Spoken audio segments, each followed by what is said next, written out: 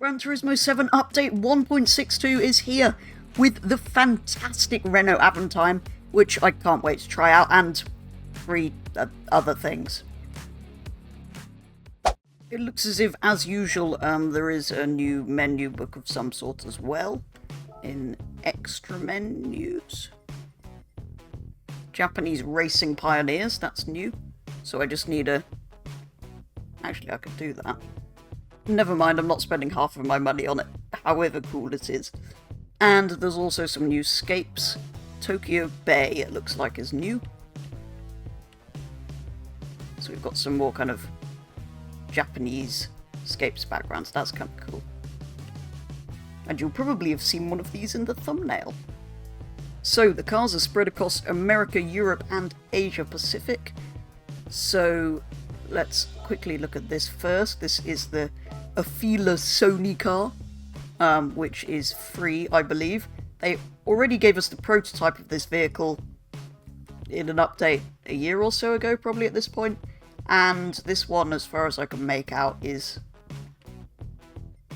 exactly the same, but it's free, so no. I think that's enough for that car, though. I'm not actually going to drive it or anything. Let's just... yeah. We also have 2 Chevrolet concept cars. This CX concept, which is a electric road car concept, and the Vision Gran Turismo one, which they are essentially the same car, aren't they? So anyway, this is an electric road car. This is a turbocharged track car. All Vision cars kind of drive very similarly. They're very fast and they understeer a lot, but they're not a lot of use and they're not a lot of fun to drive. And they're 1 million credits each, so that's those. Which leaves us with the one actually interesting car in this update. The absolutely fantastic Renault AVANTIME. Right then, there are some fantastic colours, including some greens and reds, and purple. So as cool as the green, tiger green is, I think we need to stay on brand and do purple. I don't think I've ever actually... You only really see them in that colour. Anyway, purple it is. I say that, the last one I saw was red. Right then, as I'm only interested really in this one car from this update, I think we should go and do a race in its stock. Partly because it's incredibly cool and I want to drive it like this, and partly because, well, if there's nothing else interesting to look at, we might as well enjoy this car in stock configuration and modified configuration. So let's do this, then we'll go and see what options are available. They look like they're modified in this one make, which also gives away a bit of the customization. So let's do Sunday Cup for now. Here we go. This should be nice and easy. It's the Sunday Cup. We've got a V6 engine. Should be good to go. It's such a weird looking car, this. You've got to love it, though. To be fair, I wasn't ever actually aware of this car until Top Gear did that "can you modify a slow car to make it faster than an Evo challenge?" But I've kind of quite liked these ever since.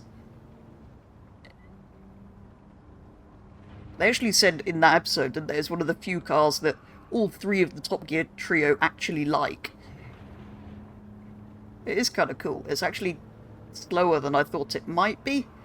Yes, I know it's big and heavy, but it should have a big V6. It's supposed to be mildly sporty, I think.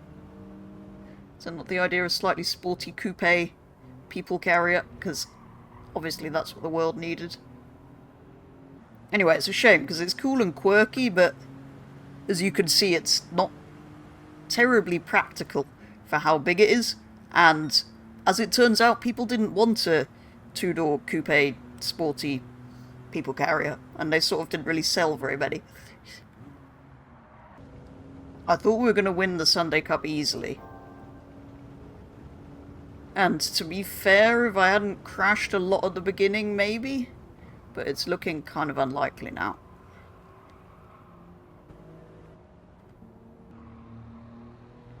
It's faster than a Porsche. Here we go.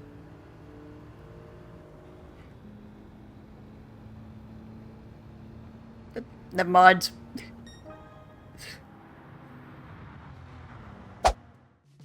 So then, being Gran Turismo, there is a wide body, which doesn't do very much, but it's also quite cheap and it'll allow us to do things with wheels and stuff, I suppose. There is also an engine swap, which... Is it worth doing that? Maybe? Or maybe I should see what the standard engine can get first. Continuing with the visuals first, though, there is a front splitter, very reminiscent of the Espace F1, also of the Top Gear splitter, but that was sort of made of plywood. But I think you can sort of see where this kit is going.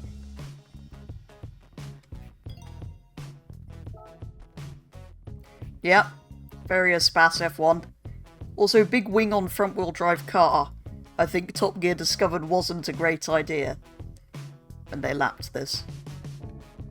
They put it on sort of dark wheels in sort of this style, I think. Oh, and they made them bigger, didn't they? And then they needed bigger brakes and stuff. Yes. Let's just make a race car out of this one. I'll probably go and buy a stock one as well, just because it's... I kind of feel bad about ruining this one. Need super cool headlights. And I think we need to get rid of that, so it's just... I think that's looking very cool. To the upgrade shop. So then, let's start with Ultimate. Surprisingly, there are some parts. Well, we've got nearly 500 horsepower out of the standard engine, so that included some turbocharging and stuff, but still. Will that get us any more power? No. Oh, there we go. Now it has 508. So you can get over 500 horsepower from the standard engine. I guess we see if that's completely terrifying or whether we need an engine swapped. Or either engine swap this one or have an engine swapped version as well. Is it eligible for this? Okay. It is eligible for this. I love those liveries, those Renault Sport yellow and grey liveries. Right, let's see if it's slightly less understeery.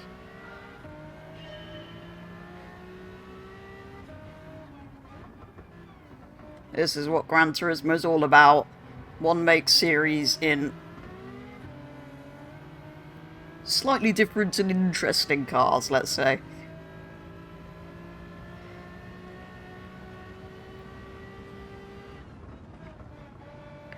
This is surprisingly good, actually. It's a nice amount of power, it drives reasonably well. I kind of don't want to mess with this, so I may have to buy one to engine swap, and then buy a stock one as well. It's slightly worrying and kind of tells you about the state of the updates for this game, though. When an update comes out, I find the other cars so uninteresting that I'd rather buy 3 two-door people carriers. Though, to be fair to Gran Turismo, this game has been out a long time, and they're probably working on Gran Turismo 8, so I should just be happy that we've got one car that I like.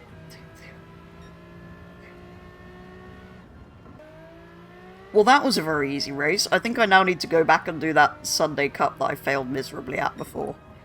Because we could probably do that quite easily in this.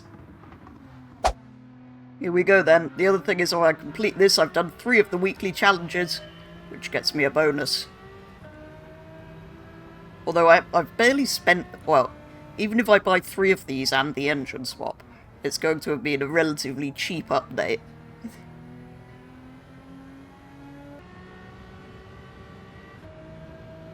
Oh, the speed. 140. 150.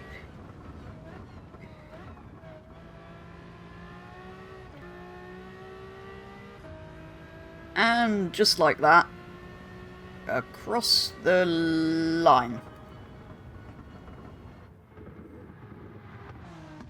Probably faster than an Evo 10 would lap that track. I think maybe as this is going to be like the full race car one, I think we need full red for this crazy one. Because I would quite like to buy a green one to leave stock. I know I've spent 150,000 credits on 3 of these, but in the scheme of Gran Turismo, that's not a lot of money. Although it's potentially quite stupid, given I'm probably not going to drive the stock one. Right. The expensive bit. The 325,000 credit Vision Gran Turismo GTI engine. It doesn't know what the type of engine is, except that it's turbocharged. Sure.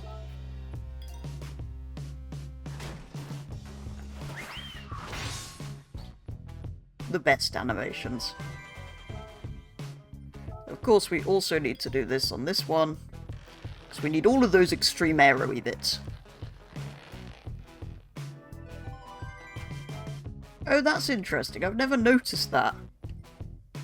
Because I've bought this part for another Renault AVANTIME, I don't need to buy it again on this. I've also noticed that removes the AVANTIME badge and the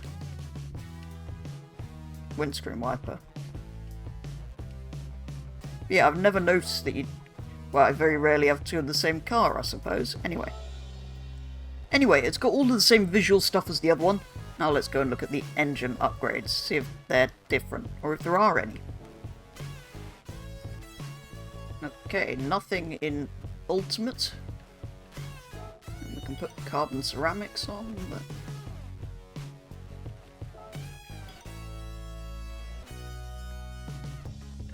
Not seeing much in the way of power upgrades.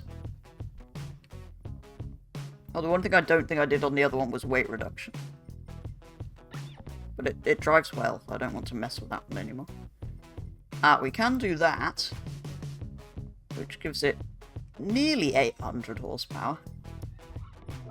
Stage 3 weight reduction brings it down to only just over a ton, which is not bad. Well, I suppose we need to go and see if it's completely undrive. If it is, I can always sell it and just have the other two. Let's go to this same one again, because why not? It also gives us some kind of benchmark against the other one, I suppose.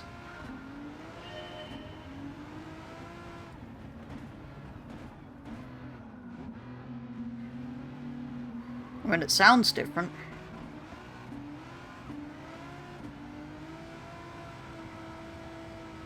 Yeah, it's definitely wheel spinning now, and... Yeah, the other one's definitely nicer. I think, although this had to be tested, I think I might get rid of this one. Because even if I bothered to mess about and fine-tune things, it's just too much power for a front-wheel drive car to cope with. And you can't convert cars in Gran Turismo, I don't think.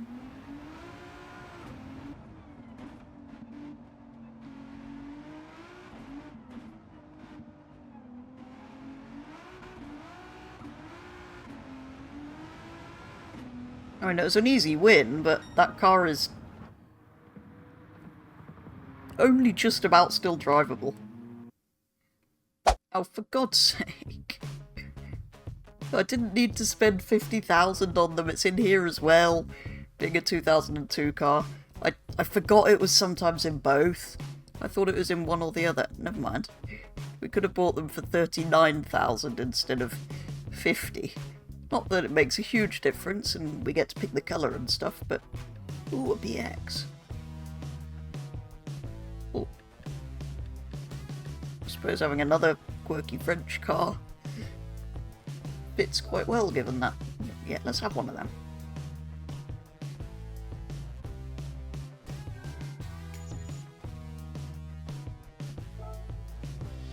I'm probably never going to drive that either, am I?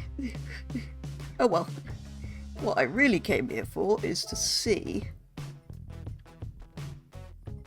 can I not do... Ah, yes. Because I've got 3 of those. How much would I get for that? Yeah, you see, I'd get most of the 50... That's not the one I want to sell anyway, is it? Oh, I see, that's worth more, because I might as well get rid of it. There's no point me having 3. Which means I've gone from 2 million to 1.7 in this update, which isn't too bad going. So yeah. That probably means I can buy that Toyota and do that menu book, so I will. It's been a while since I've bought something here.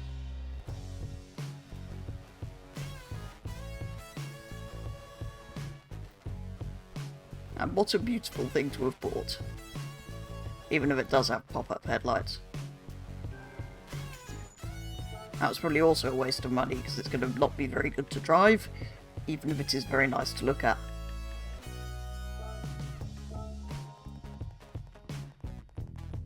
Well, I guess that was that for a very first look at this update, containing 4 cars, of which only one's interesting because I bought 3 of them, which I've now got 2, so 2 Renault Avantimes. I'm not complaining, I suppose.